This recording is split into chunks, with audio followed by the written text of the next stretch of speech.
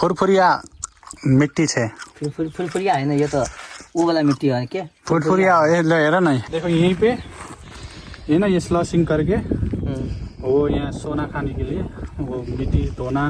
अच्छा, ये मोटर से मतलब पानी डालता था और उस मिट्टी को झाड़ता था नीचे, और जब झाड़ता था तो फिर ये लोग सोना निकालता था, छानता था ऐसे। तो हेलो गाइज, केना छी अहाँ सब? उम्मीद है कि अहाँ सब ठीक ठाक होबे। और आज हम जा रहा छी यहाँ के सोना के खान देखने ला, और ये रास्ता से हम जेबे। ठीक है, पहले अहाँ जगह लोकेशन देख लियो। एहि जगह के लोकेशन कुछ यह नहीं, हम कहीं जूम कर दै छी। वही पर देखे कते सारा बर्फ है, और हम सब पहाड़ पर चढ़े छे। अभी कहीं के ऊपर चढ़लिए लेकिन थक गए, और के देखे वो सब जाए है।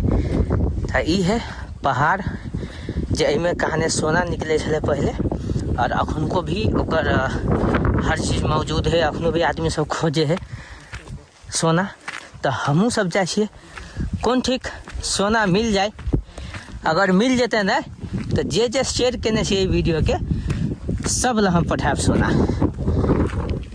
हो कते ऊपर है, बहुत ज़्यादा ऊपर है, कसम से कहे छी टांग दुखाए लगा।